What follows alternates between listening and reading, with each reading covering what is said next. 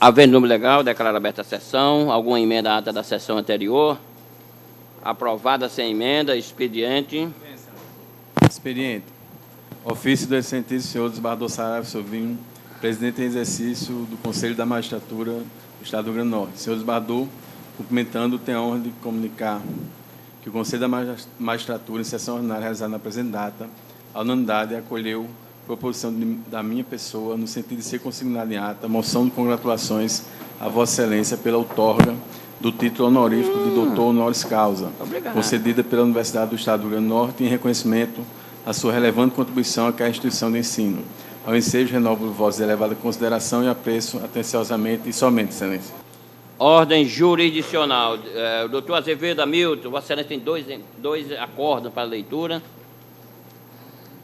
Excelência, são aqueles dois acordos em que foi vencedor o desembargador Cláudio Santos e que trata de embargos infringentes em apelação civil sobre aqueles processos bancários em que é aplicado com a defesa do consumidor e reconhecida a prática de anatocismo. Então, os dois são idênticos, julgados nos termos dos precedentes da Corte.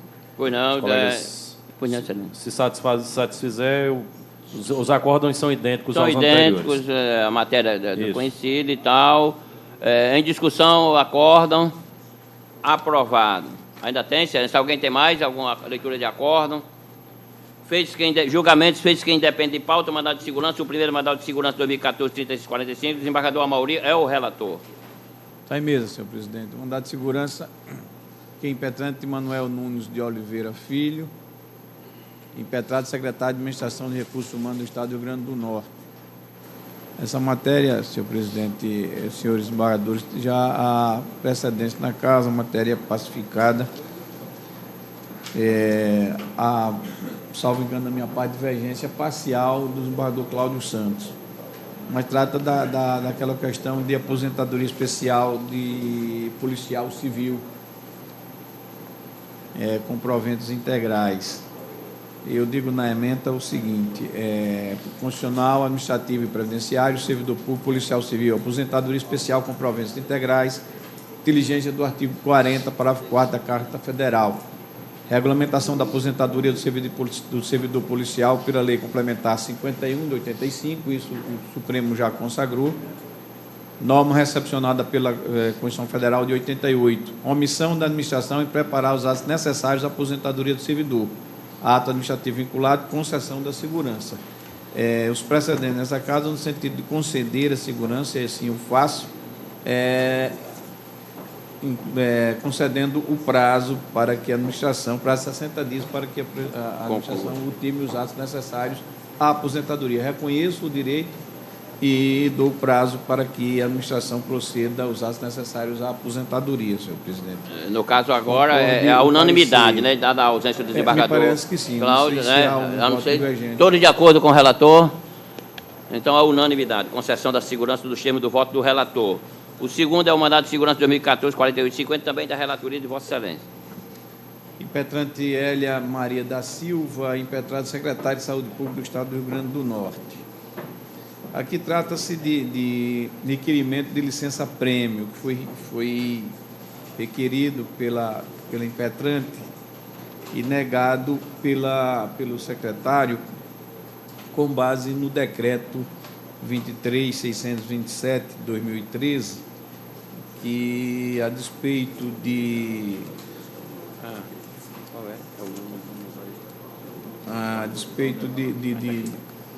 contenção de despesas no Executivo, terminou por suspender ou proibir a concessão dessas licenças. No caso aqui, senhor presidente, estou concedendo a segurança, inclusive porque há declaração expressa do órgão em que é lotada a servidora de que o seu afastamento não vai trazer qualquer prejuízo, nem tampouco o serviço vai sofrer solução de continuidade. A licença-prêmio é prevista em lei e o decreto, naturalmente, por ser norma de hierarquia inferior, não poderia negar o contrariar o que é disposto na legislação de regência, presidente. De maneira que eu digo o seguinte, processual civil, mandado de segurança, servidor público, licença-prêmio por assiduidade, indeferimento com base no decreto 23.627 de 2013, inaplicabilidade ao caso concreto. Chefe imediato que declara expressamente que a ausência da servidora não acarretará prejuízo funcional da unidade de lotação na impetrante. Continuidade do serviço público não ameaçada, também pela recente nomeação de mais de 600 profissionais apenas para a área de saúde. Preenchimento dos requisitos legalmente exigidos pela legislação de agência, direito líquido certo evidenciado e concessão da segurança. Ela demonstrou que preenche os requisitos necessários à concessão do benefício legalmente previsto. Estou concedendo aqui em dissonância com o parecer da 17ª Procuradoria. Todos de acordo com o relator. Concessão da segurança à unanimidade. Eu chamo o terceiro também da relatoria de Vossa Excelência, 2014, 7433, desembargador. De Araújo, impetrado secretário de Saúde Pública do Estado do Rio Grande do Norte. Aqui também a matéria me parece que não exige maiores indagações. Trata-se de requerimento de servidora de remoção ex-ofício para... desculpe, não é este o caso, Excelência. Aqui remoção ex-ofício de servidor por interesse da administração. E há precedentes também nessa casa. O servidor foi, por discricionariedade e interesse da administração, foi removido e a sua resignação exatamente contra o ato de remoção. E eu digo aqui o seguinte: mandado de segurança, servidor público estadual, remoção ex-ofício, artigo 36 da Lei Complementar Estadual 122/94. Servidor que não possui prerrogativa de inamovibilidade, ato administrativo suficientemente motivado, segundo critérios de conveniência e oportunidade. Aptariedade afastada, ausência de direito líquido de certa segurança denegada. Há precedentes aqui da casa, senhor presidente.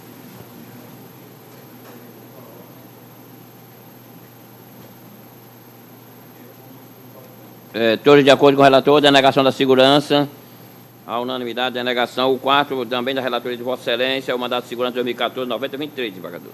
Servidor público estadual, remoção de servidora para acompanhar cônjuge transferido para Brasília. Previsão legal no artigo 36, parágrafo 1 da Lei Complementar 122, de 94, ato vinculado, unidade familiar com bem tutelado, segurança concedida. O esposo da impetrante é tenente-coronel da Aeronáutica. Foi transferido ex-ofício para a capital federal e ela requereu também a sua remoção para Brasília, para acompanhar o esposo.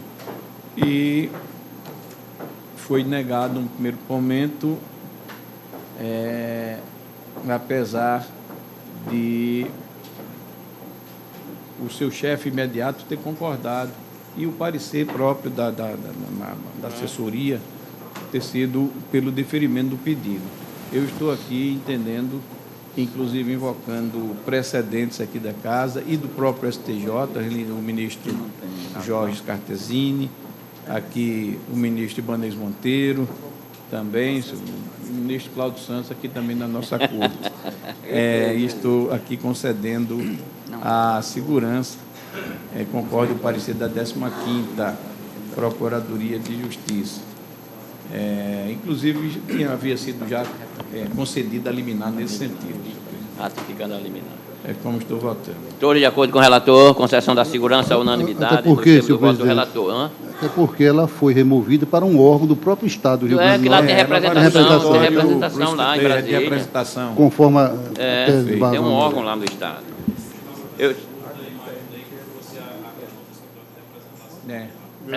Perfeitamente. Eu deveria ter dito e não disse. Né?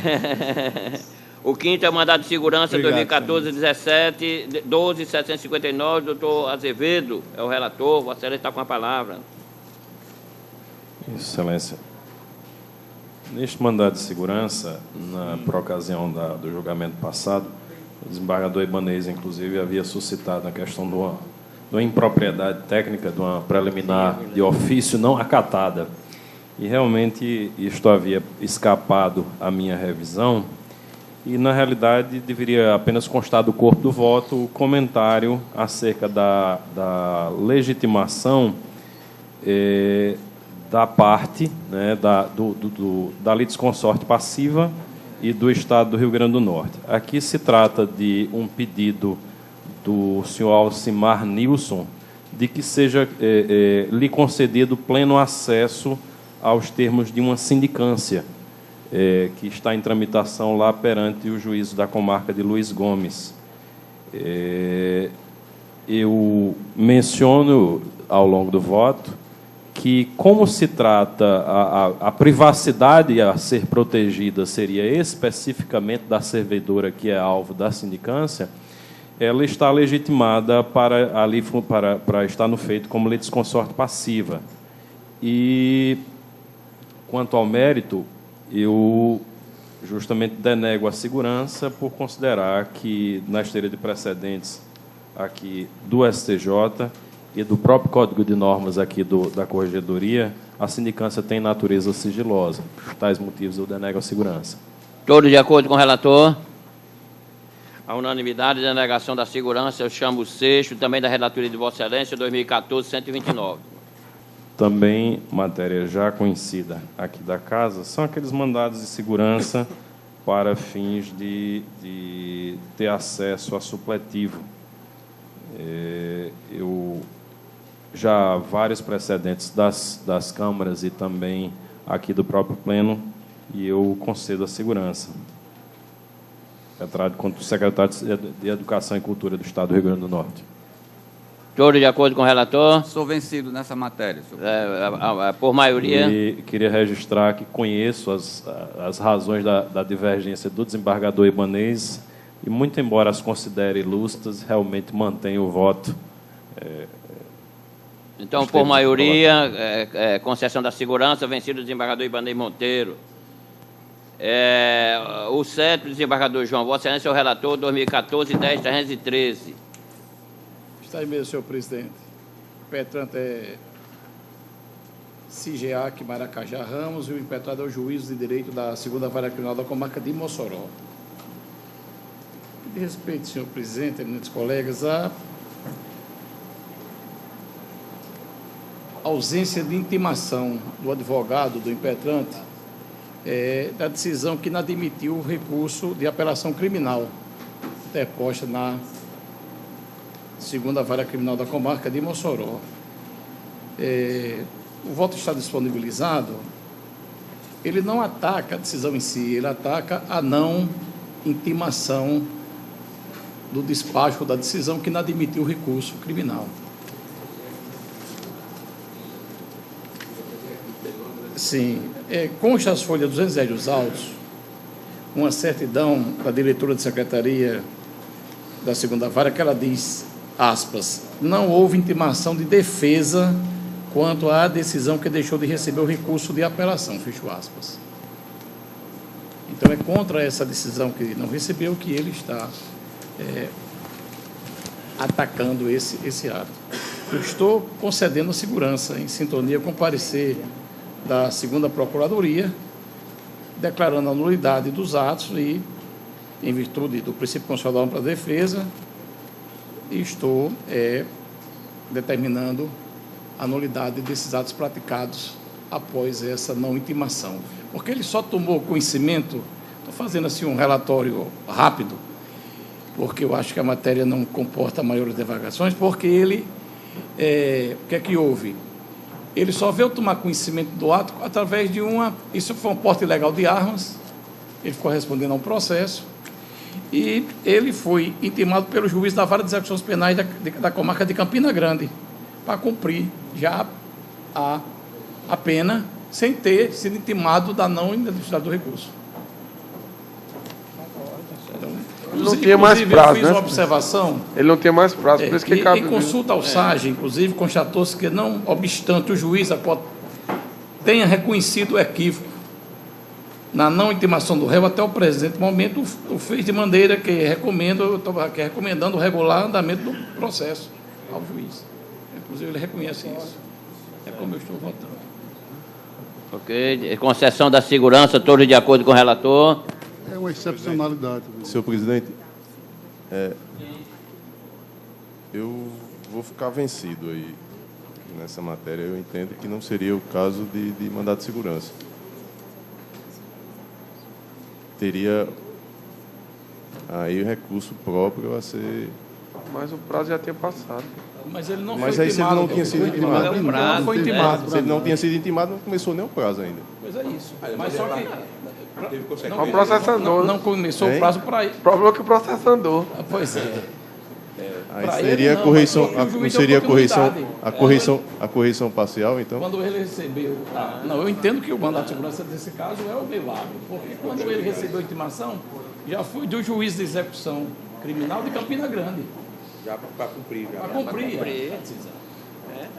Daquilo que ele não tomou conhecimento do recurso. Então, Eu não estou entrando aqui no mérito, eu estou dizendo que ele devia ter sido intimado. Não, eu estou compreendendo o voto de Vossa Excelência. Mas aí eu respeitando aqui a... Eu digo, tem cabimento o mandato de segurança que objetiva discutir não o conteúdo de decisão que ainda admitiu o apelo criminal do réu, mas sim a legalidade da ausência de intimação quanto ao referido decisão. Não, eu compreendi. Só que eu entendo que aí, nesse caso, não seria cabível o mandato de segurança, porque, na verdade, não teve início ainda o prazo recursal, já que ele não foi intimado. E aí seria o recurso em sentido estrito. Não tendo isso, a marcha processual não tendo sido observada, aí seria o caso de correição parcial, que não de mandato de segurança.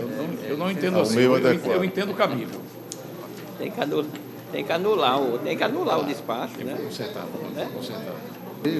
Razoável. Há uma excepcionalidade aí. Então, no caso, Vossa Excelência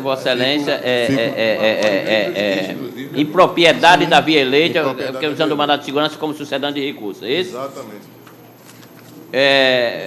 Então, no caso, Vossa Excelência está levantando uma preliminar, não é isso? Não? Está votando, né? Já está votando. Então, por maioria, concessão da segurança vencido o desembargador Glauber Rego. Senhor presidente, eu peço vênia ao desembargador João, eu acompanho o desembargador Glauber também. Ok. Mais alguma divergência? Então, por maioria, concessão da segurança vencidos a doutora Ana e o desembargador Glauber Rego. Eu vou aqui chamar, desembargador Vivaldo, o nono, porque a sustentação oral é o mandato de segurança 2013, dando preferência 2013, 16, 756. Francisco Honório Medeiros Filho. Trata-se de mandado de segurança impetrado por Francisco Honório Medeiros Filho, já devidamente qualificado, em face de ato omissivo perpetrado pela excelentíssima senhora governadora do Estado do Rio Grande do Norte, especialmente por não adimplir seus vencimentos com a pontualidade desejada. Em suas razões, o impetrante aduz ser assessor jurídico do Estado, lotado na Secretaria de Justiça e da Cidadania do Estado do Rio Grande do Norte, e, mediante notícias divulgadas na imprensa, tomou conhecimento de que o pagamento de seus vencimentos, referentes ao mês de setembro do corrente ano, somente ocorreria no dia 10 do mês subsequente, sob a justificativa de declínio na arrecadação do Estado, segundo esclarecimento do respectivo secretário de Planejamento. Alegou, outro sim, que o seu direito à percepção de remuneração, tal qual considerado como líquido e certo, encontra-se violado, inclusive com receio de inadimplemento em relação aos meses subsequentes, enquanto perdurar o seu vínculo jurídico com o Estado, sem descurar de ressaltar a aplicabilidade em caso do princípio da proporcionalidade, como instrumento da ponderação de interesses, bem como salientar a observância da irredutibilidade de subsídios e da dignidade da pessoa humana. Por fim, pugnou pela concessão da segurança, a fim de, liminarmente, condenar o Estado ao pagamento imediato de seus vencimentos, referente ao mês de setembro do corrente ano, acrescendo-se de juros e correção monetária, sob pena de arbitramento de multa diária e direta à governadora, assim como também de se abster de proceder aos pagamentos em atraso dos vencimentos do impetrante enquanto perdurar sua relação jurídica com o ente público, inclusive com possibilidade de bloqueio em conta bancária através do Baceju, e o que deverá ser confirmado ao final do julgamento. Juntou documentos, restou indeferido o pedido da concessão da justiça gratuita, sendo anteriormente recolhidas as verbas inerentes ao FDJ e RPMP, Foi indeferido também o pedido liminar, sendo esta decisão desafiada por agravo regimental, ulteriormente negado provimento a este agravo. A excelentíssima senhora governadora do Estado prestou informações, salientando a situação difícil do Estado do Rio Grande do Norte, o que pode ser constatado na permanência do limite prudencial das despesas com servidores públicos a 9 quadrimestres, no problema com repasse do 12º no atraso do pagamento da folha e na queda do repasse do fundo de participação. O Estado do Rio Grande do Norte ratifica as razões aduzidas pela governadora do Estado e, por fim, pugna pela denegação da segurança. A 10ª Procuradoria de Justiça ofereceu parecer às folhas 74 e 76, opinando pela denegação da segurança. É o relatório, excelência. Eu quero registrar a suspeição, já manifesta, aqui do desembargador Glauber Rego. Em discussão, o relatório. Senhor presidente, eu levo também suspeição. Também o desembargador doutor Nilson, suspeição de ambos. Em discussão, o relatório, aprovado. Vossa Excelência dispõe de até 15 minutos. Excelentíssimo senhor desembargador, presidente deste egrégio tribunal, a quem saúdo, a quem cumprimento todos os desembargadores aqui presentes, os servidores desta corte, membros do Ministério Público e colegas advogados que estão aqui presentes. Trata-se de um mandado de segurança impetrado pelo assessor jurídico do Estado, Francisco Honório de Medeiros Filho, e, como autoridade coautora, a excelentíssima senhora governadora do Estado do Rio Grande do Norte. Essa tutela, a tutela que ora se pleiteia, visa proteger a dignidade do impetrante, a sua vida, o sustento da sua família, a sua imagem perante seus credores, uma vez que o Estado atrasa o pagamento do salário. O Estado possui o dever de cumprir com esta obrigação de forma pontual, até o dia 30 de cada mês. Para os servidores que percebem mais de R$3.000, o Estado está pagando somente no dia 10 do mês subsequente. Todos esses salários, remunerações, vencimentos, pensões, são créditos, excelências, são créditos alimentícios, a natureza alimentícia, de forma que a Constituição protege. Isto é um direito constitucional irrenunciável, líquido e certo. A administração tem, sim, o dever de pagar o salário pontualmente.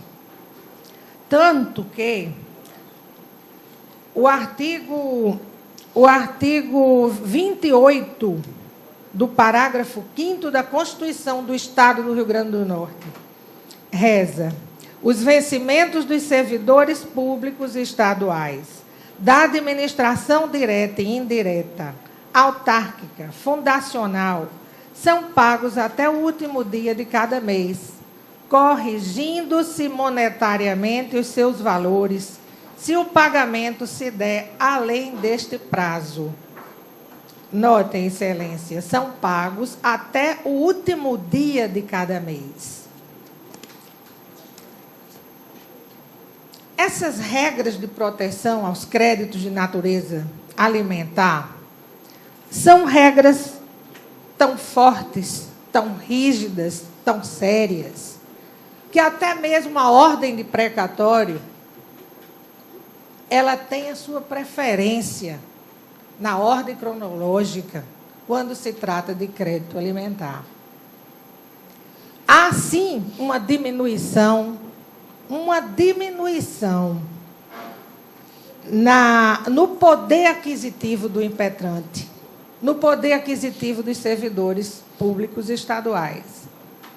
Claro, há um conflito de princípios em tela. Conflita o princípio da dignidade da pessoa humana com o princípio da reserva do possível.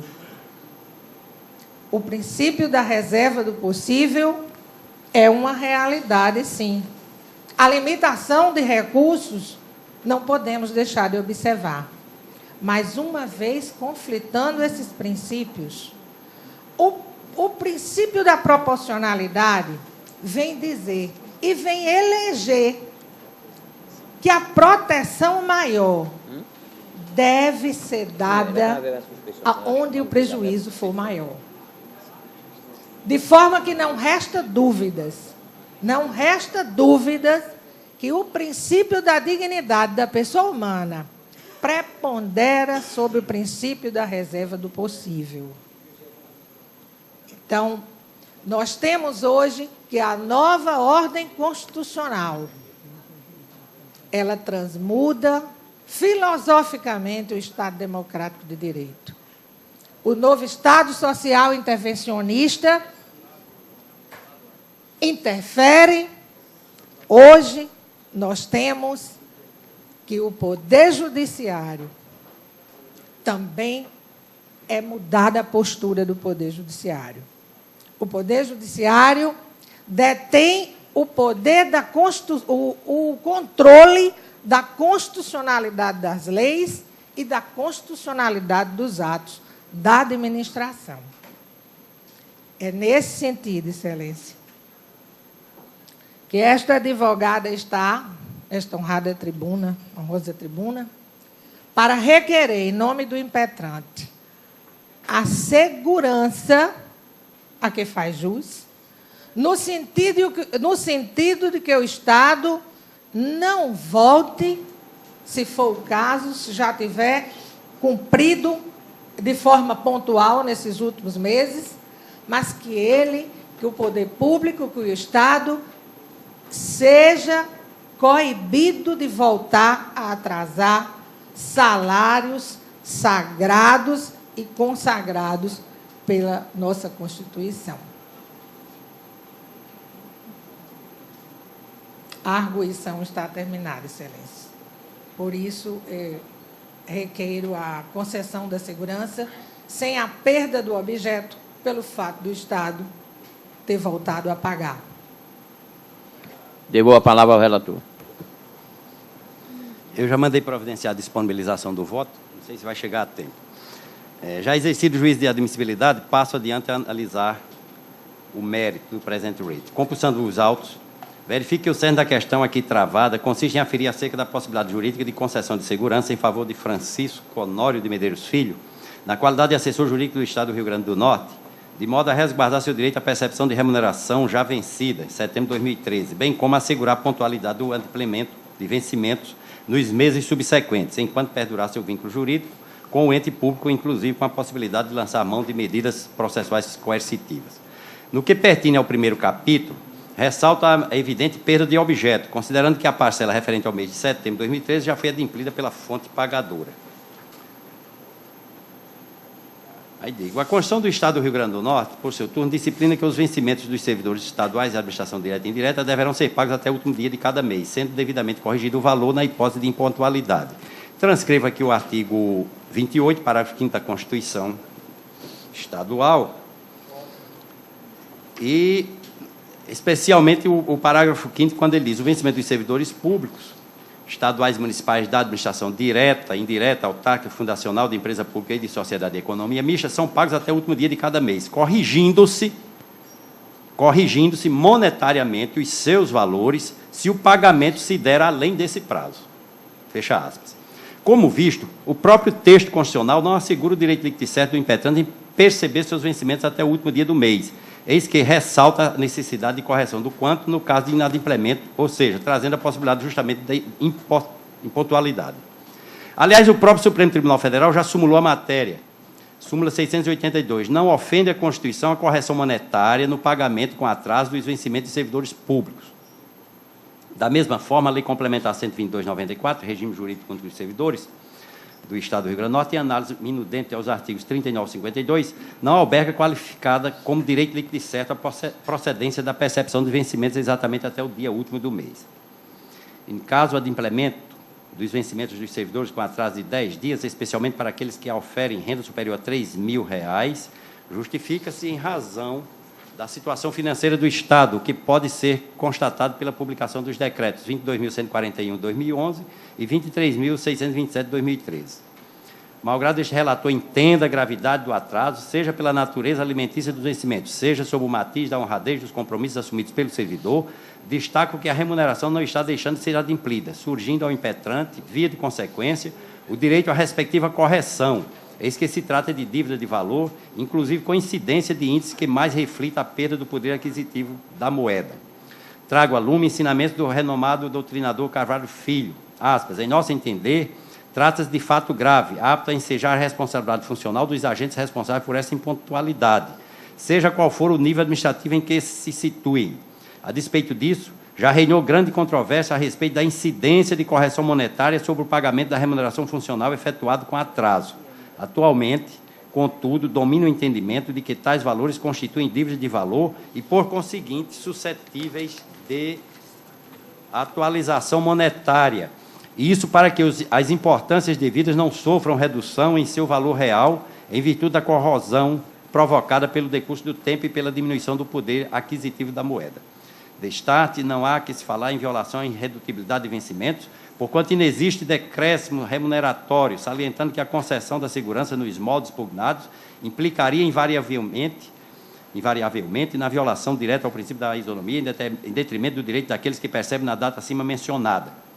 Seria um precedente também, porque milhares e milhares de mandados de segurança certamente seriam impetrados. E com essas considerações, ante o exposto em consonância com o parecer do Ministério Público, denego a segurança. É como voto, Excelência. Desembargador Saraiva. Senhor presidente, eu inicialmente parabenizo a doutora Lúcia Jales pela sustentação oral realmente muito bem situada, mas que, infelizmente, pelo contexto dos autos, não há de prevalecer.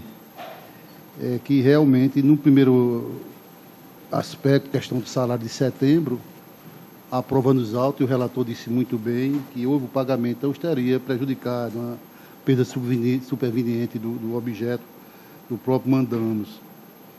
E no segundo momento, a questão dos salários futuros, realmente está havendo um atraso, a gente não concorda, eu acho que é muito ruim. Nós já passamos esse momento em um governo aí, lá preternamente era horrível chegar ao final do mês e não receber seus salários, como isso ia acontecer.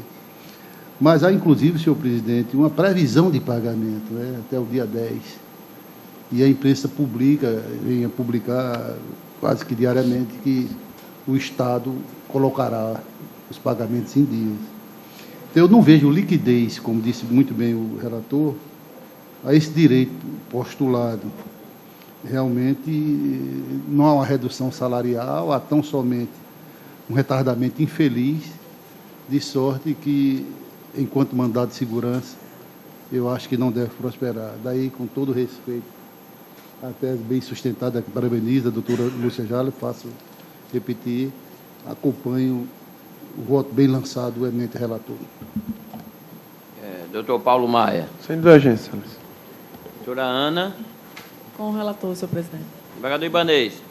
Senhor presidente, eu gosto de discutir alguns pontos. E aqui, desembargador Vivaldo, é matéria processual. Nós temos aí um mandado de segurança contra ato da governadora. Nós iríamos para o mandado de segurança contra a lei em tese, que é o decreto da governadora estabelecendo o pagamento.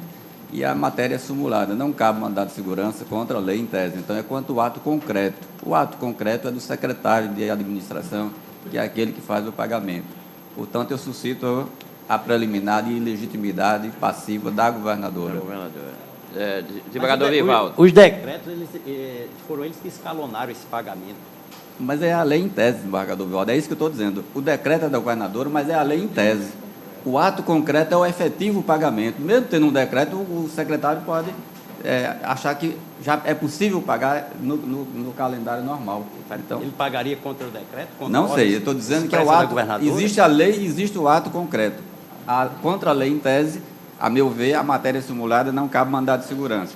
Contra o ato concreto é o efetivo pagamento. Esse que eu admito o mandado de segurança. Suscita para eliminar, senhor presidente. O relator rejeita.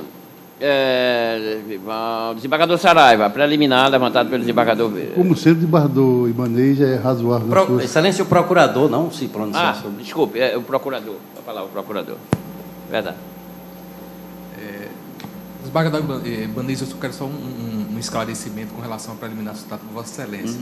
No tocante à questão do ato concreto. Exatamente. Porque Há decreto. Ao meu conhecimento, não há nenhum ato fixando essas datas. Nem por parte da governadora, nem por parte do secretário Então, se o de pagamento, planejamento. se o pagamento é feito pelo secretário de administração em data posterior ao último dia do mês, o ato concreto é este. A autoridade coatora é o secretário. Eu estou dizendo que a impetração é contra a governadora. E qual é o ato da governadora se não é ela responsável pelo efetivo pagamento? Ainda que tenha um decreto dela determinando datas para pagamento posteriores ao final do mês, é ato concreto, não caberia mandado de segurança contra o decreto da governadora, e sim contra o ato do secretário que efetivamente efetua o pagamento posterior ao último dia do mês. Mas, essa é a questão. Desembargador Ibanez, se o procurador permite, aí vem a divergência, porque a própria governadora, como fez esse mês passado, vai para a imprensa e declara: quem recebe até tantos mil só vai receber o pagamento dia X.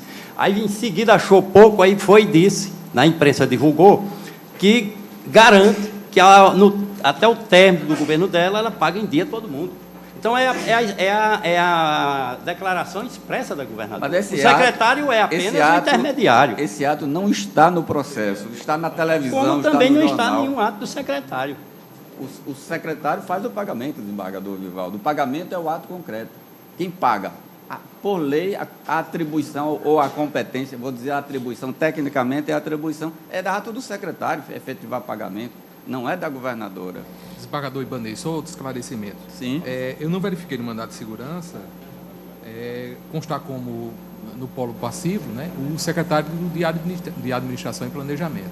No caso de acolhimento, seria o caso de denegar o mandado de segurança, porque não há essa autoridade? Sim, seria denegar, porque ela é ilegitimada para isso. Há erro na indicação da autoridade coatora e, portanto, é a extinção do mandado de segurança. Bom, feitos esses esclarecimentos tão bem feitos por Vossa Excelência, o Ministério Público se posiciona no sentido do acolhimento da preliminar em face dessa particularidade do doutor Juvino, eu digo que a governadora não teria encampado quando ela presta informações, diz que o Estado está nessa situação. Mas é porque não há, assim, eu entendo, inclusive, e corroboro as argumentações do desembargador Ibanez, não há nenhum ato concreto, seja da governadora, seja do secretário de Planejamento, a não ser com relação a a prática do ato de efetuar, determinar e efetuar o pagamento. Então, a única pessoa que nós temos condição de detectar, que tem condição de suportar efetivamente a prática, seria o secretário de Planejamento, que é quem faz e efetua os atos próprios no tocante ao pagamento. Então, em face disso, e com base na norma própria de regência da Lei de Mandado de Segurança e do entendimento da Corte, no tocante a reconhecer como autoridade impetrada aqueles que têm a condição de suportar, né, o ônus da decisão mandamental, o Ministério Público entende que deve ser acolhida a preliminar suscitada e reconhecida a legitimidade da governadora em face de que aquele único que é capaz de suportar e determinar a implantação... Concedida a segurança, quem vai pagar? O secretário de Planejamento, exatamente. Okay. Então, nesse sentido, o Ministério Público se manifesta pelo acolhimento da preliminar. Então, a preliminar de ilegitimidade passiva, não é isso? Para esclarecer, senhor presidente, porque a impetração vem contra a ato da governadora, que seria o não pagamento na data prevista. Não é isso? Correto, Mardo. Não é? Isso aí. Eu não sei se quem concretamente efetua, materialmente quem efetua o pagamento pode ser o secretário, mas quem ordena o pagamento é a governadora. O secretário não pode efetuar pagamento se a chefe do executivo não autorizado naquela data prevista, de acordo com o seu próprio orçamento. Mas não tem nenhum ato da governadora, não tem nenhum ato da governadora autorizando ou desautorizando. Mas há o ato, mas concretamente não se pagou posteriormente. Então, só existe o ato concreto do secretário. De que Sim. Não existe ato da governadora. Mas não é ato do livre-arbítrio do secretário. Eu vou presumir que a governadora praticou um ato sem ela ter... Eu não posso imaginar que o secretário pague sem a ordem da governadora. Teria havido, de certa maneira, um encampamento público e no caso desta concreto, medida. Não é isso? Ela poderia e o poder, de fato, reside com ela. Se aplicar a teoria da encampação. A teoria da encampação tem que ser expressa, se não me engano, tem que ser... Mas ela não veio aos autos? Veio aos autos, se me permitem, veio aos autos, defendendo, diz claramente aqui as dificuldades do Estado, os problemas financeiros vividos pela administração estadual são públicos e notórios. Como é pública e notória a manifestação dela dizendo pague até dia X quem ganha Y. É público e notório, né? Então, rejeição da preliminar em relação ao voto do relator. Desembargador Saraiva. Senhor presidente, eu acompanho, aliás, continuo acompanhando o relator, porque, na verdade, quem ordena o pagamento, bem comparando aqui com o Tribunal de Justiça, é Vossa Excelência. Porque se fosse eu pagava logo dia 20. E o secretário tinha que cumprir. Só paga se eu autorizar. Não é verdade, Excelência? Então, o exemplo disse tudo. Certo? Então, paga do Saraiva, mas aqui é o presidente que paga, não é o secretário, não. Não, é o secretário. O presidente emite lá, o secretário é quem executa, distribui na conta. É o RH. Inclusive, o secretário aqui assina a folha também, agora com autorizo do... Percebeu? Então, e ademais, ela encampou, ela respondeu, dizendo que não pagava, mas que ia pagar, blá, blá, blá. Então, com todo respeito à tese bem defendida pelo Eduardo Ibanez, eu acompanho o eminente relator. Rejeição da preliminar. Doutor Paulo Maia. Eu peço vênia do desembargador Ibanez também para acompanhar o relator. Doutora Ana. Eu também peço vênia do desembargador Ibanez para acompanhar o relator pela teoria da encampação. Desembargador Ibanez é o autor, desembargador Glauber Avivou suspensão. Desembargador Gilson. Acompanho o relator. Desembargador Mauri. Também, excelência. Vou pedir vênia ao desembargador, nosso professor processualista, desembargador Ibanez. Obrigado. Com o relator também. Desembargador Judite. Eu sempre tenho muita dificuldade em discordar do desembargador Ibanez, mas no caso concreto... Não é muito fácil, não. Eles têm os argumentos que impressiona mesmo. Desembargadora Judite. Também gosto de vidas vênias, acompanho o relator. Doutor Azevedo. Com as considerações já feitas pelo desembargador Amauri e diante da encampação expressa e pública do ato, me parece que realmente... E diante do fato de que reside poder concreto na governadora para praticá-lo. Então, realmente, com as mesmas ressalvas feitas de que é muito difícil discordar do desembargador Ibanez, eu voto com o relator. Desembargador João. Também peço vênia, divergência, acompanho. Ok. Por maioria, rejeitou a preliminar de ilegitimidade passiva. Agora, deixa eu ver aqui, já foi tomada... Desembargador Ibanez, e quanto ao mérito? Denegação da segurança nos termos do voto do relator. Okay. Deixa eu ver aqui. Desembargador Ibanez, desembargador Gilson, o mérito do mandado de segurança, com o relator denegando a segurança. Desembargador Mauri, denegando a segurança. Desembargadora Judite, o mérito. Eu acompanho. O relator denegação. Eu acompanho o relator. Agora eu quero aqui fazer uma justiça, que também é muito difícil discordar do desembargador Vivaldo. Sem dúvida, Excelência. Sem dúvida. Lembrou bem, Excelência. Muito bem lembrado. Nossa tarefa aqui, nesse caso concreto, como é extremamente difícil. É que está sendo vencedor o posicionamento dele, né? Desembargador Azevedo, o mérito. Adiro, Excelência, e com um adendo adicional, até porque mencionado expressamente na sustentação oral, sobre a questão da dignidade da pessoa humana e da reserva do possível. Então, se esse princípio... Nenhum governador, a princípio, atrasa salários porque quer. E a nossa experiência mostra isso, as máximas de experiência mostram isso aos julgadores.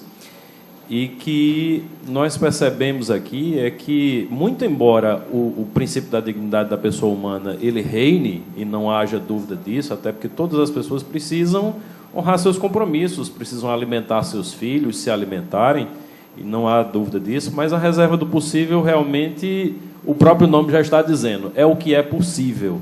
E, diante dessa situação que é notória de redução da arrecadação do Estado, a medida extraordinária de escalonamento desses pagamentos ele se faz necessário. Então, infelizmente, ainda que mantendo o prestígio da dignidade da pessoa humana, nesse caso, me parece que não há outra opção. Denegação da segurança, desembargador João Rebouças, divergência. Então, a unanimidade denegou a segurança. O parecer do Ministério Público pela denegação, não foi? O parecer do Ministério Público foi pela denegação, em consonância com o parecer do Ministério Público. Julgado. Eu chamo o 8º também da relatoria de Vossa Excelência, desembargador Vivaldo. É o mandado de segurança 2013 12.699. Parte já identificada, aqui trata-se de medicamento. Constitucional administrativo, mandado de segurança, fornecimento de medicamento necessário ao tratamento de esclerose múltipla, direito à saúde, competência comum dos entes federados, risco de agravamento do estado de saúde da impetrante, obrigação constitucional precedente do Supremo Tribunal Federal e desta Corte. O medicamento é muito caro aqui, porque diz que o valor, necessitando fazer uso diário do referido fármaco, que custa R$ 5.436. Uma caixa 28 comprimidos. O parecer do Ministério Público, 16ª Procuradoria, em substituição à 15ª, foi pela concessão e eu estou concedendo a segurança. Todos de acordo com o relator? Desembargador Vivaldo, Vossa Excelência continua com a palavra. Eu chamo do 10º, mandado de segurança 2013 16.957. Este aqui é concurso.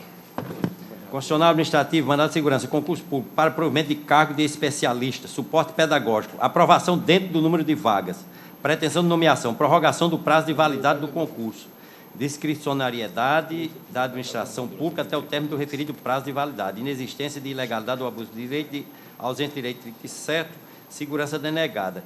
É que o concurso ele foi prorrogado agora já em... Foi prorrogado por mais 2 anos, a contar de 28 de fevereiro de 2014. E o parecer do Ministério Público, a 9ª Procuradoria, é pela denegação da segurança, como eu estou votando. Relator, está julgado. 11º, mandado de segurança 2013, 20.219. Doutor Nilson Cavalcante, Vossa Excelência está com a palavra. Senhor presidente, eu vou fazer um relatório, porque é daqueles casos em que a governadora, o secretário de administração, o comandante da Polícia Militar, a pessoa teve o direito assegurado e, por não a disponibilidade de recursos sobre a alegação, não é pago. Vou fazer um pequeno relatório.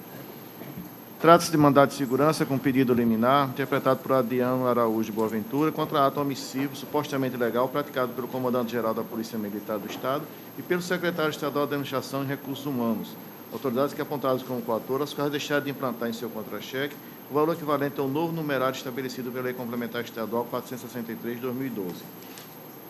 Em seu razoável, afirma que o impetrante é 3º sargento da PM, nível 7 da Polícia Militar do Estado, desde a sua promoção, que ocorreu no dia 23 de julho de 2012, conforme demonstra o Boletim Geral de 218, de 20 de 11 de 2012. Todavia, enquanto recebendo proventos relativos ao posto de soldado da PM. Aduz ser devido à implantação dos vencimentos 3º sargento da PM, nível 7, bem como a diferença dos vencimentos entre soldados da PM e a nova graduação, apontar do ato da sua promoção até a data que for efetivamente implantado o soldo relativo à graduação a que faz jus. Sustenta que a omissão das autoridades emprestadas em impor e não implantar o correto valor em seus vencimentos reflete uma perda financeira mensal de R$ 1.303,45, que fez emergir o direito líquido de certo e a imediata implantação. Aponta também a violação do princípio da legalidade, da proporcionalidade, razoabilidade e moralidade, da isonomia e da impessoalidade, pelo não cumprimento do exposto no artigo 10 da Lei Complementar 463 de 2012, bem como conferiu sobre o vergastado tratamento diferenciado a um determinado administrado. Discorre acerca dos requisitos necessários à concessão em limite da ordem, fumos boniures, pelos argumentos expendidos. O perigo demora por estar desde o ato de sua promoção, recebendo vencimentos não condizentes com a sua graduação. Sobreleva ainda que não há qualquer irreversibilidade da medida, uma vez que trata de direito reconhecido, ou lei vigente remonta a hipótese de ser julgado improcedente a segurança, poderá o Estado reaver os valores pagos. Ao final, pugna pela concessão liminar, para que os autorizados impetrados implantem sua folha de pagamentos, vencimento terceiro sargento PM, nível 7, de acordo com o Boletim Geral 218 de 2012 e com o novo modelo numerário previsto na Lei Complementar 463 de 2012 e a tabela de aplicação do subsídio até a decisão final. O mérito requer a ordem em definitivo com o pagamento retroativo das diferenças vencidas e não pagas a contar da data de interpretação. Roga também pelos benefícios da justiça gratuita. Instrui o pedido com os documentos folhas 3 a 58, em decisões aradas folhas 61 e 64, foi indeferida a liminar pleiteada e deferidos os benefícios da justiça gratuita.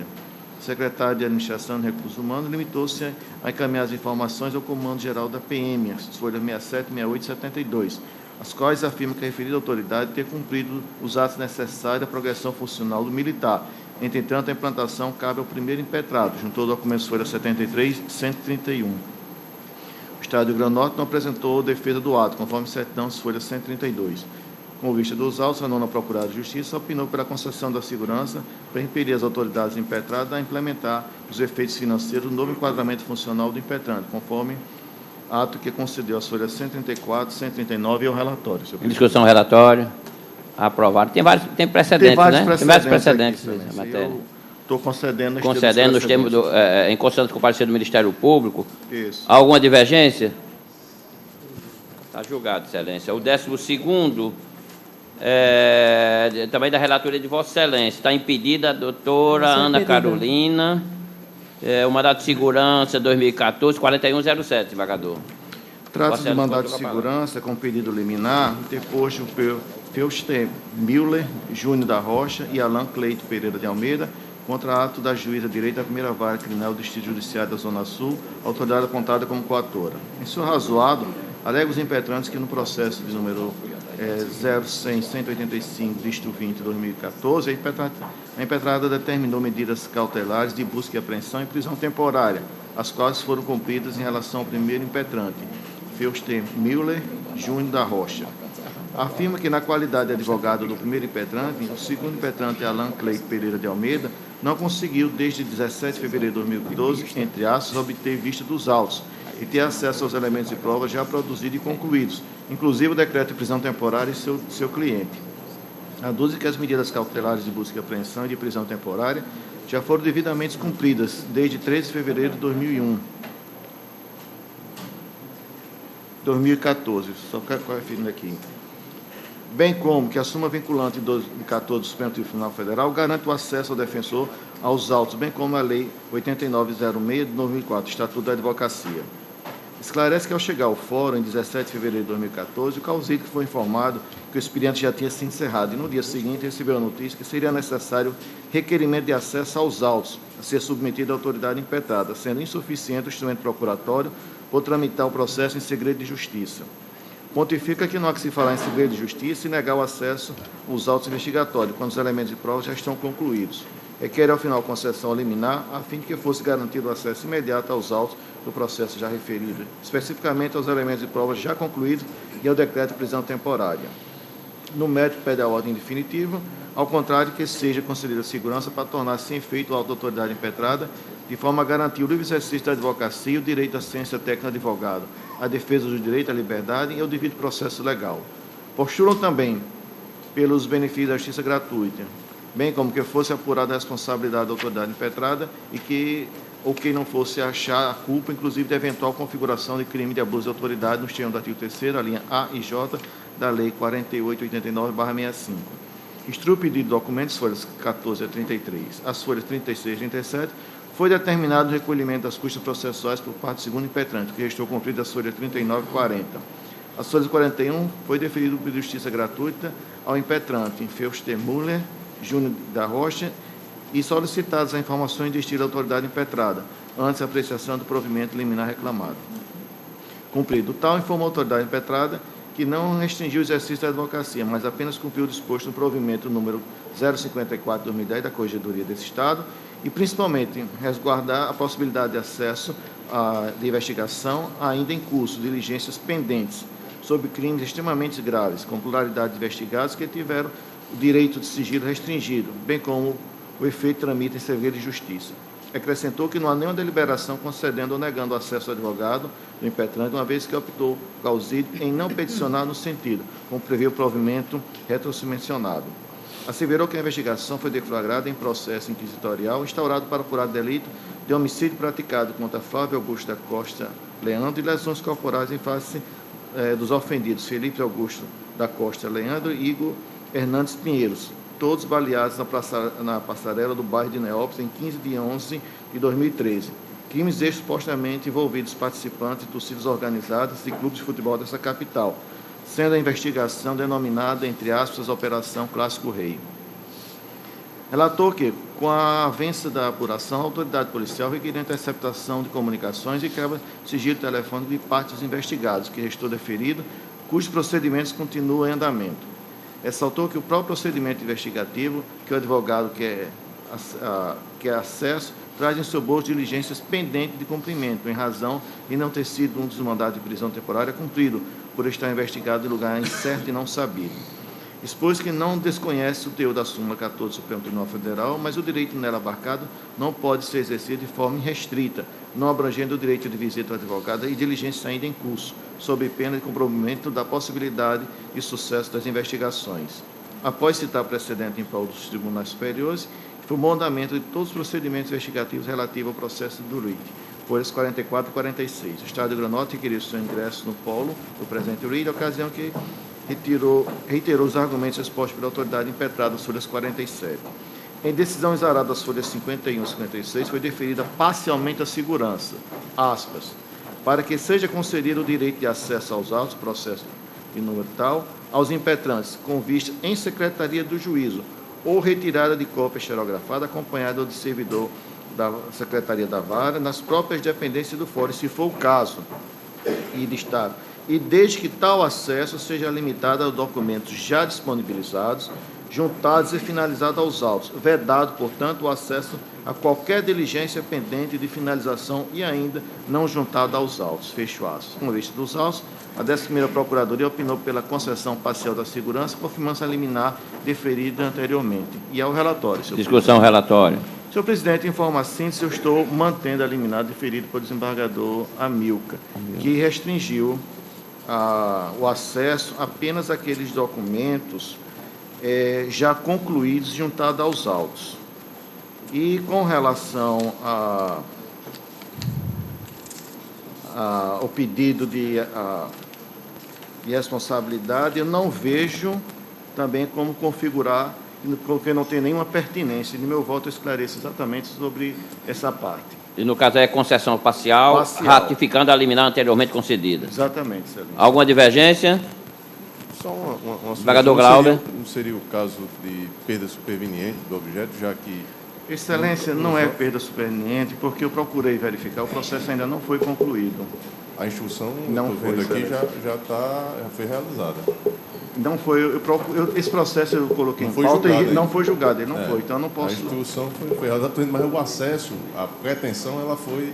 Foi, mas foi de forma liminar, por isso que eu estou só ratificando. Não teria como uma denegação retroceder, trazendo eventual prejuízo ao impetrante.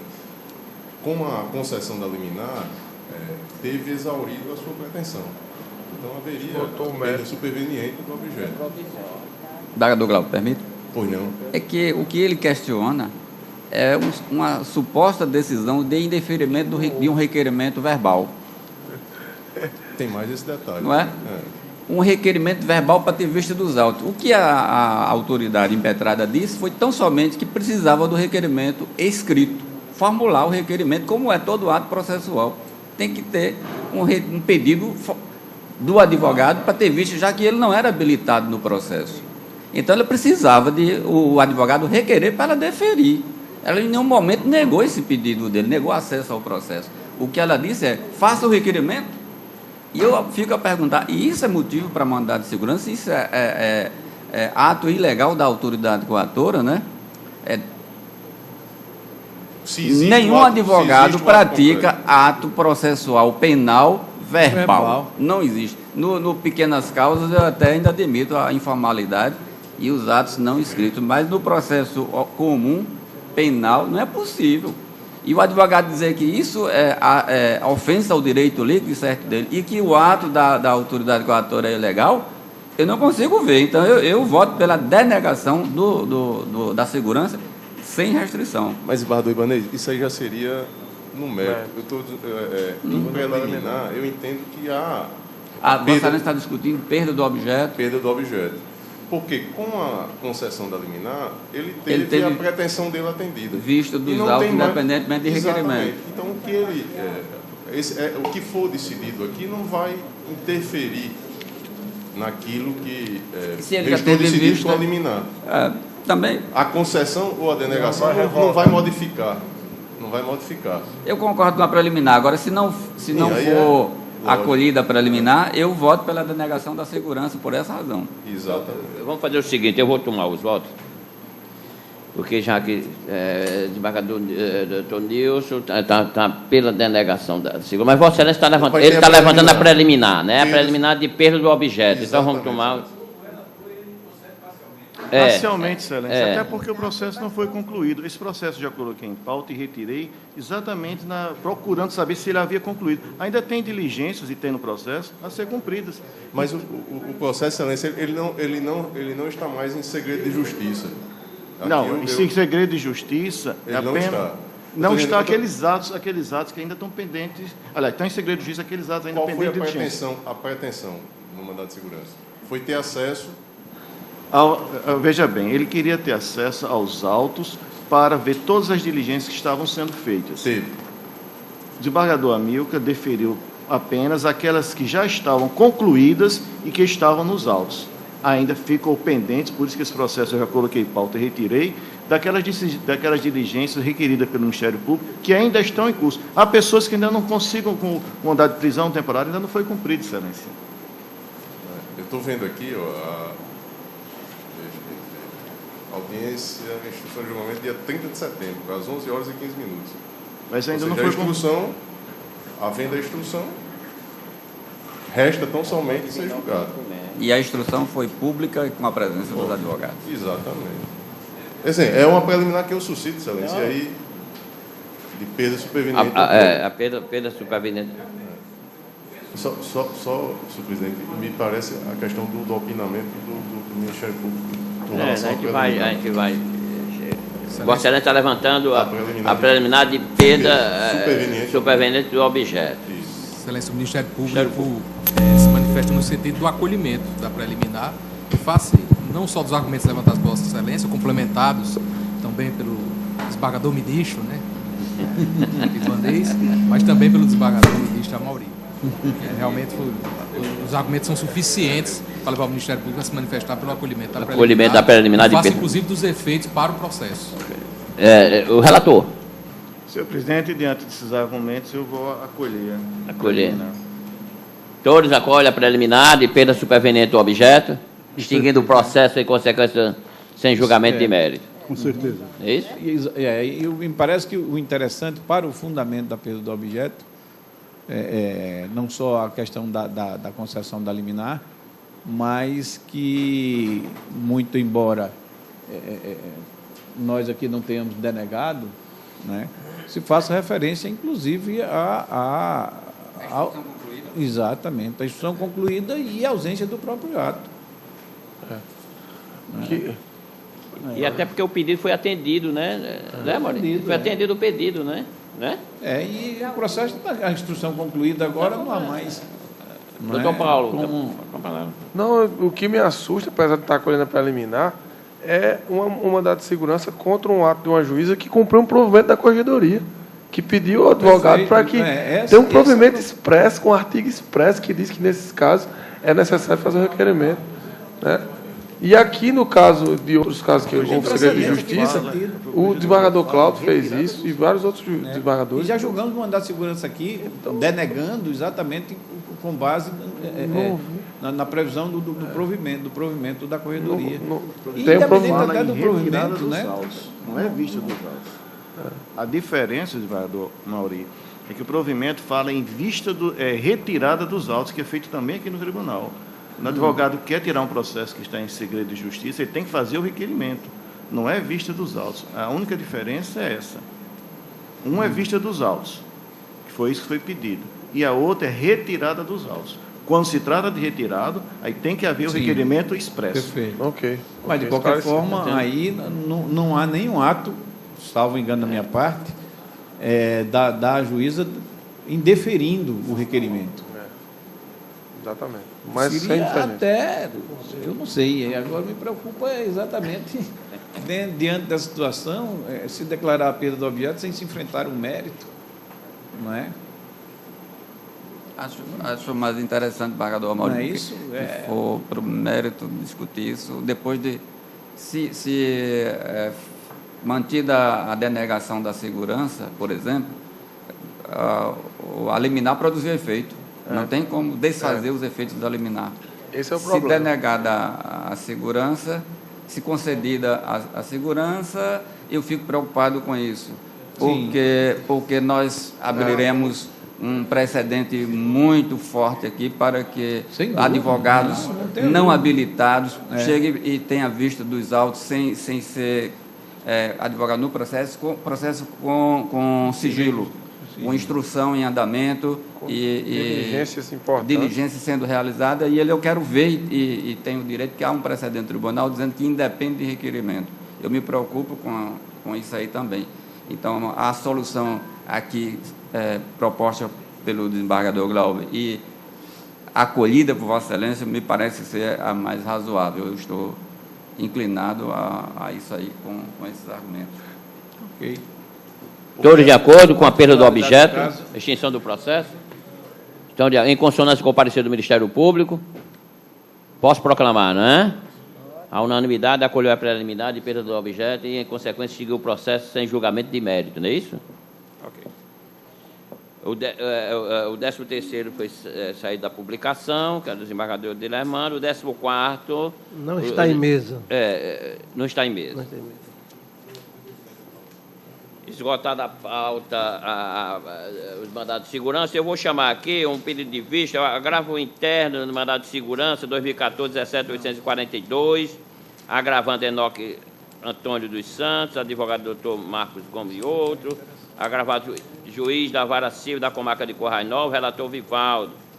Após o voto vista do desembargador Glauber Rego e o voto do desembargador Gilson Barbosa, acompanhando o relator, e os desembargadores Saraiva Sobrinho, Nilson Cavalcante e Ana Carolina, pelo desprovimento ao agravo interno, e divergindo dos votos dos desembargadores Paulo Maia e Bandeira Monteiro, que ele dava o provimento, pediu vistos ao desembargador Amaury. Está em mesa, Excelência? Não, Excelência. Está em mesa.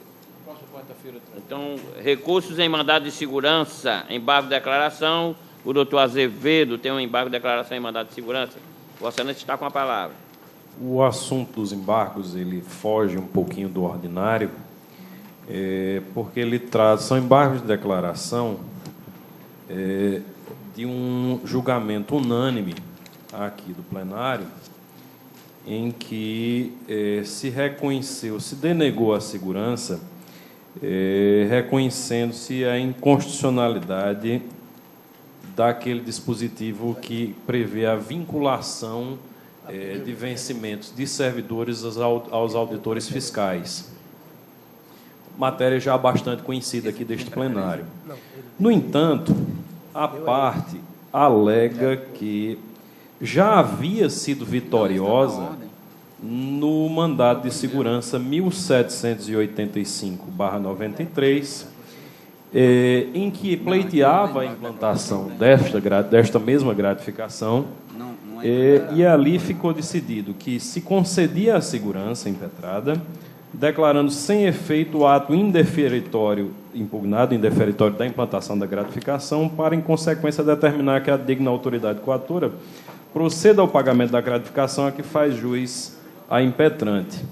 E aí a parte suscita aqui, para fins de embargo de declaração, justamente a existência de uma coisa julgada, que deveria, ao seu ver, determinar o julgamento destes embargos de declaração, pois este fundamento não teria sido considerado por este plenário. Eu fui examinar o acórdão e aí verifiquei que realmente a questão da coisa julgada não havia sido versada.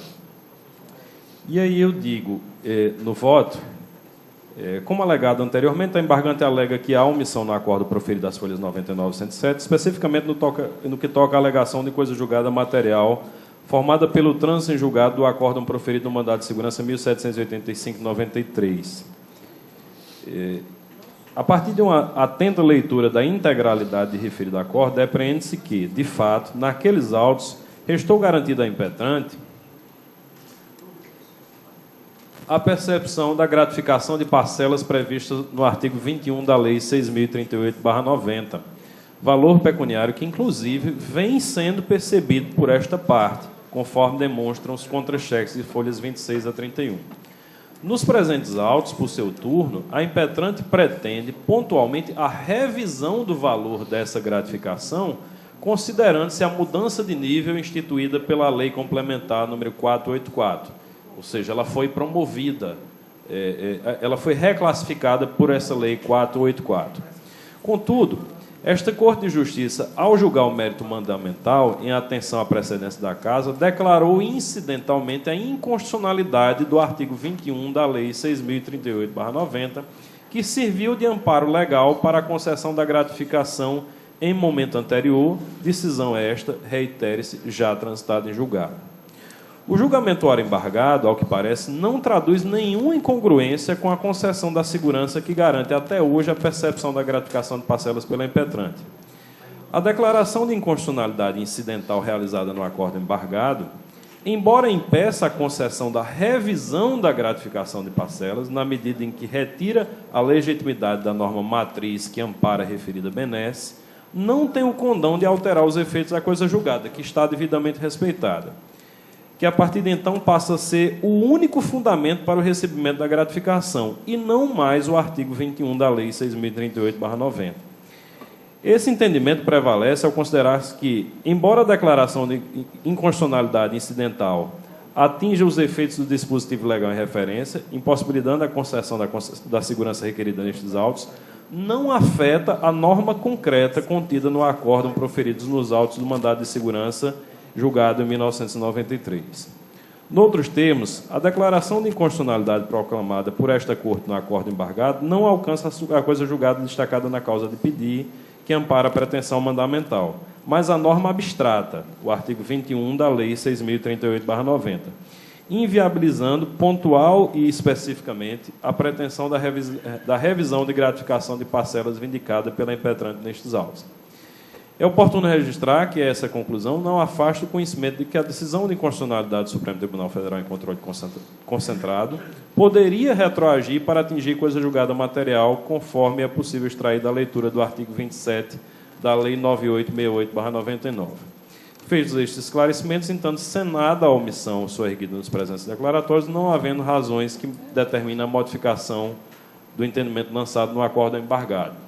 Então, em suma, o que eu digo aqui é o seguinte, é que, diante do reconhecimento da inconstitucionalidade da norma que garantiria este direito, isso já foi dito várias vezes, o único fundamento para a percepção da gratificação, do jeito como estava, é a coisa julgada no mandado de segurança anterior, que essa remuneração passaria a ser recebida de maneira equivalente ao que seria uma vantagem pessoal, né?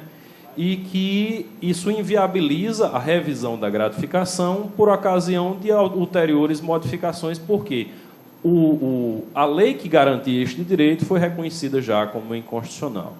Então, o único fundamento para recebimento é o da coisa julgada, e só este. E mantém-se sobre esse fundamento, não é? E mantém-se com este fundamento adicional, enfrentando a questão da coisa julgada. Então, conhece-se dos embargos, mas nega-se provimento, mantendo-se o julgamento com o acréscimo deste fundamento. É como voto. Ainda Vossa Excelência está rejeitando os embargos? Eu conheço dos embargos e nego provimento. Acho que não é para acolher agora sem dar efeito modificativo. Desculpe, sem concessão de efeitos modificativos. Conhece e acolhe. Esclarece a omissão, né? E nega os efeitos modificativos pleiteados. Isso, não é? Desculpe, Excelência.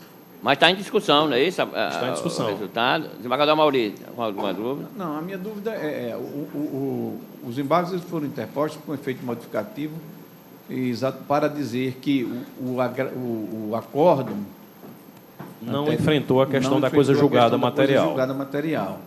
Isso. Aí ele acolheu, mas não modificou. Ele supriu só a omissão e esclareceu, então, não é isso? Então, o segundo acórdão está desconstituindo a coisa julgada anterior? Não, Excelência. A coisa julgada anterior fica mantida.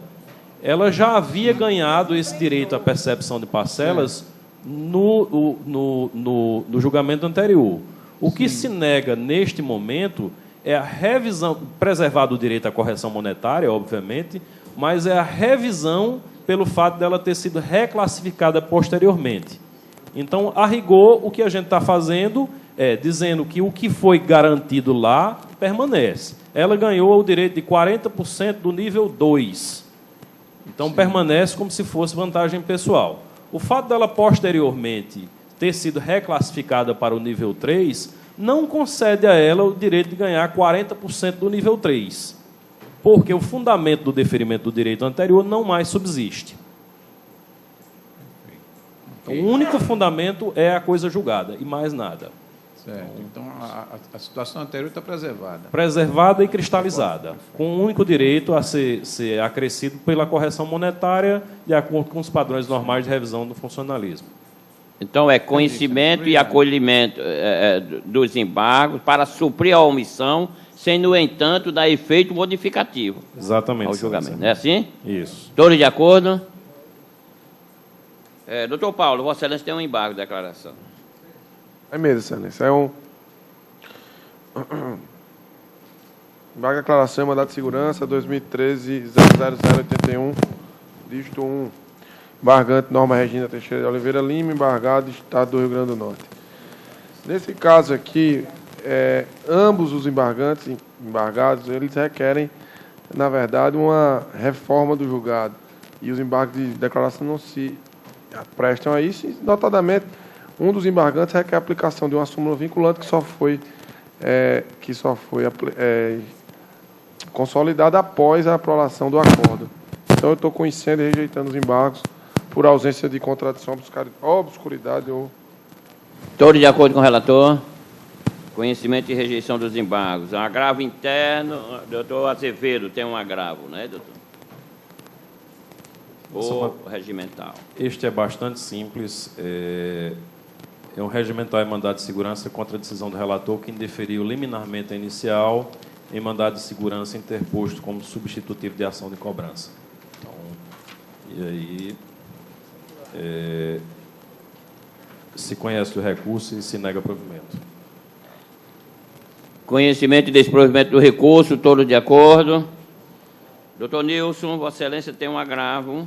Vossa Excelência está com a palavra. Tem, Excelência. É o agravo interno mandado de segurança, de número 2014-198-050, agravante Ministério Público, agravado Sérgio Manuel Cristóvão, agravado João Paulo da Silva, agravado Miguel Joaquim Cardoso Neto, agravado Juiz de Direito da Vara Única da Comarca de São Miguel.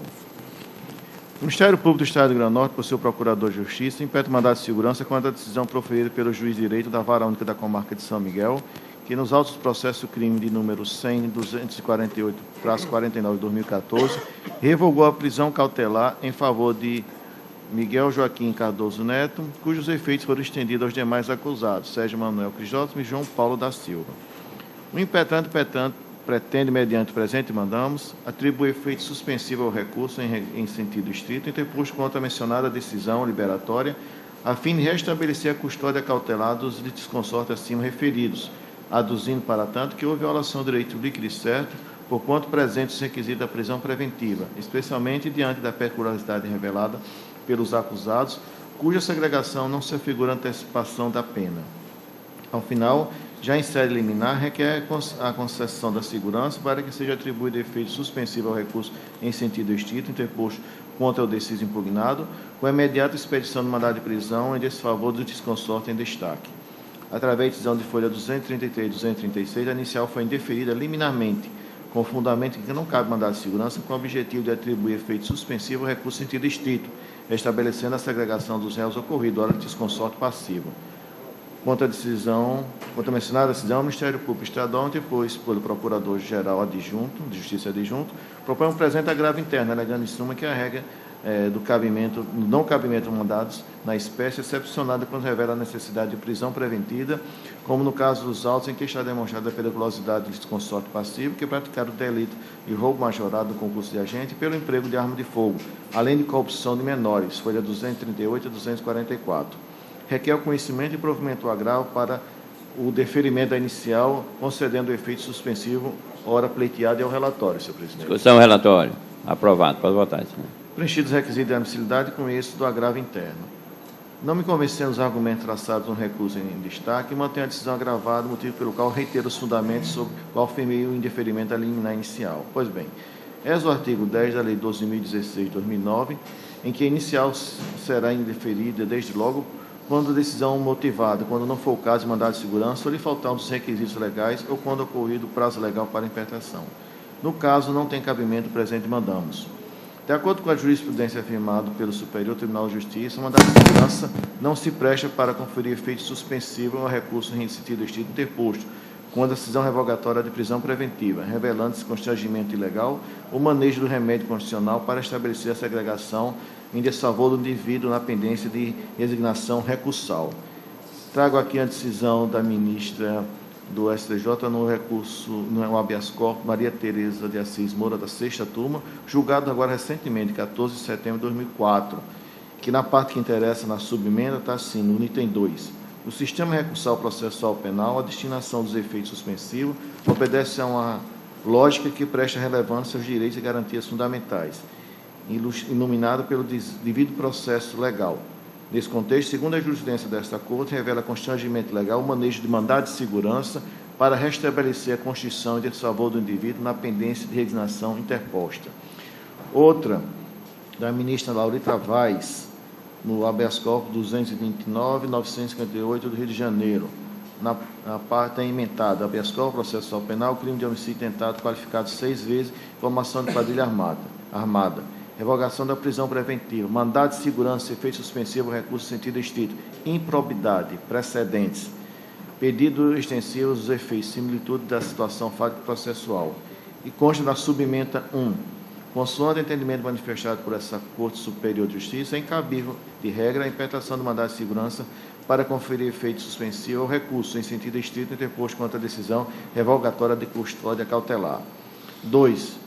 O qual réu que se encontrava na mesma situação fática processual faz jus à extensão dos efeitos do deciso liberatório nos termos do artigo 580 do Código de Processo Penal.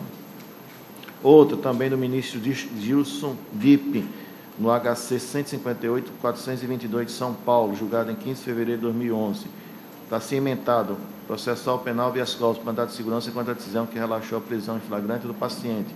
Efeito suspensivo, recurso sentido estrito, improbidade do mandamos. Ausência de direito líquido e certo, ato judicial passivo de recurso, constrangimento legal configurado, ordem concedida. Mandado de segurança não se presta para atribuir efeito suspensivo ao recurso sentido estrito interposto pelo Ministério Público quando a decisão que concede liberdade, precedentes. Item 3 da subemenda. Ausência de direito líquido e certo e tratando-se de ato judicial passivo de recurso, torna descabível a via eleita. Continuo. Bem verdade que existe julgado no STJ que excepciona a regra do não cabimento de mandado de segurança em casos tais como a decisão liberatória se manifesta teratológica ou quando patente os requisitos que justificam a prisão preventiva nos modos do artigo 312 do Código de Processo Penal. No caso dos autos, importa asseverar que não se enxerga qualquer teratologia da decisão julgada e se limita a revogar a custódia cautelar dos acusados, ora de consorte passivo, pelo fato de ter deixado de existir os fundamentos que ensejou a prisão preventiva. Deciso um erro que não se revela flagrante ilegalidade, sobretudo porque respaldada na respectiva legislação processual penal. E na esteira desse entendimento, a jurisprudência dessa Corte de Justiça. E aqui eu trago uma decisão do desembargador Saraiva Sobrinho, ementa processual civil, agravo regimental e mandado de segurança. O item pretado objetivando a atribuição de efeito suspensivo, recurso sentido estrito interposto contra a decisão negatória do pleito ministerial de restabelecendo a custódia preventiva. Provimento jurisdicional passivo de resignação recursal, ausência de teratologia e ilegalidade do ato praticado combatido. Descabimento da via eleita, precedente do STJ, dessa Corte e do Tribunal de Justiça do Rio Grande do Sul. Indeferimento da inicial mantida. Conhecimento e desprovimento. Foi no mandado de segurança 2012, 5637, distrito 2. julgada em 6 de 6 de 2012. Portanto, na linha dos precedentes do STJ e desse Tribunal de Justiça, incabível a presente interpretação, restando, portanto, ausente interesse processual na modalidade adequada, nos termos do artigo 2676 do CPC, e é como eu voto, senhor presidente. Está desprovendo o recurso. Estou desprovendo. Alguma divergência? Está julgado desprovendo o recurso à unanimidade. Doutora Ana, essa representação é aquela em que 6 desembargadores já afirmaram suspeição, não é? Porque ela tramita em segredo de justiça. Para simplificar, eu acho que o desembargador Glauber, está faltando o desembargador Glauber, e o desembargador Deslermando se manifestar. A verba suspeição também, o desembargador Glauber também. Então, ele se não acórdão em virtude de mais da metade dos desembargadores averbaram suspeição, então não acórdão. E determina, em consequência, a remessa dos autos à presidência para as providências legais. Ok? Pode relatar, Vossa Excelência. Regimental em ação rescisória, Excelência. É bem rápido. Agravante do Rio Grande do Norte, agravados, Ivete Anselmo de Amorim e outros, tem a seguinte emenda. Grave regimental em deferimento da inicial. Na esteira de vários presidentes. Ação rescisória ajuizada com fundamento no artigo 485 do CPC, que alude à violação à literal disposição de lei. Decisão rescindenda que se baseou em texto legal de interpretação controvertida nos tribunais. Incidência da súmula 343 do STF, que diz ser incabível a ação rescisória na hipótese. Decisão agravada mantida por seus próprios fundamentos. Recurso conhecido e desprovido. Todos de acordo com o relator? Desembargador Saraiva, Vossa Excelência tem uma reclamação. Vossa Excelência está com a palavra. Em mesa, senhor presidente, a matéria é simples, senhor presidente. Origem Tribunal de Justiça, reclamante do Ministério Público, reclamada governadora do Estado do Rio Grande do Norte. É aquela questão da guarda patrimonial, senhor presidente.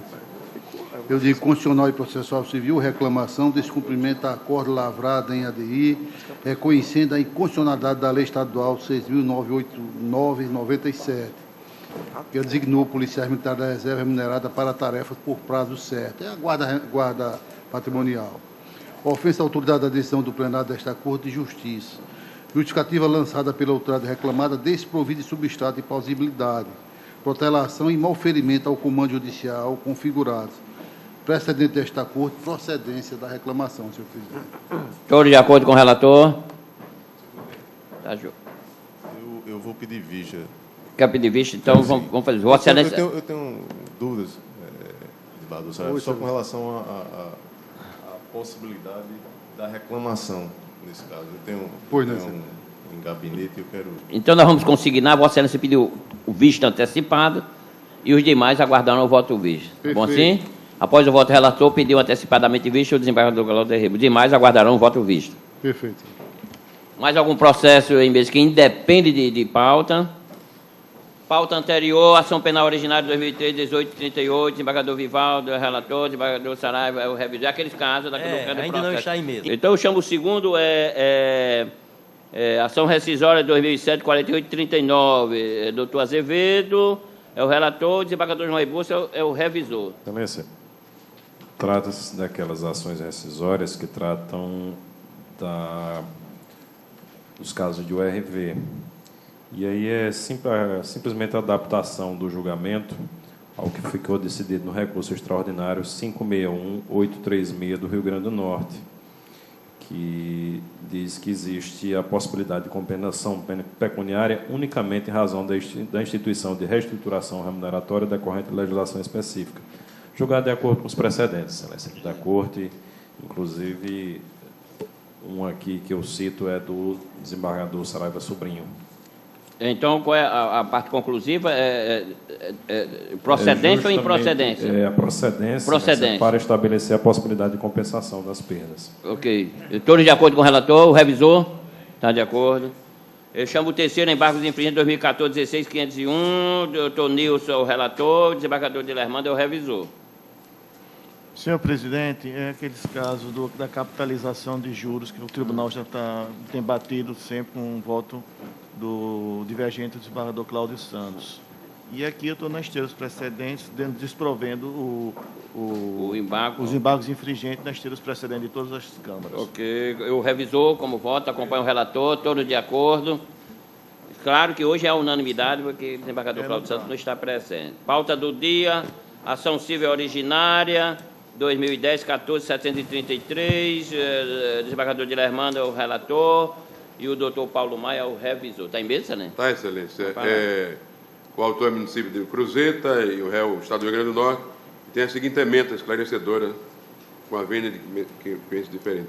Administrativo e processual civil, ação civil originária, convênio celebrado entre o município de Cruzeta e o Estado do Rio Grande do Norte, visando a realização de serviços de drenagem e pavimentação de vias públicas do município, pedido do referido município de restabelecimento do repasse das verbas pelo Estado, adoção do parecer ministerial como razão de decidir, possibilidade precedente do Supremo Tribunal Federal, preliminar de perda do objeto, de falta de interesse processual e de impossibilidade jurídica do pedido, transferência para o mérito, repasse de recursos financeiros do Estado para o município, período eleitoral, valores destinados à execução de obra em andamento, obrigação formal pré-existente, cronograma prefixado, obras iniciadas, licitude, Lei 9504/97, artigo 73, inciso 6.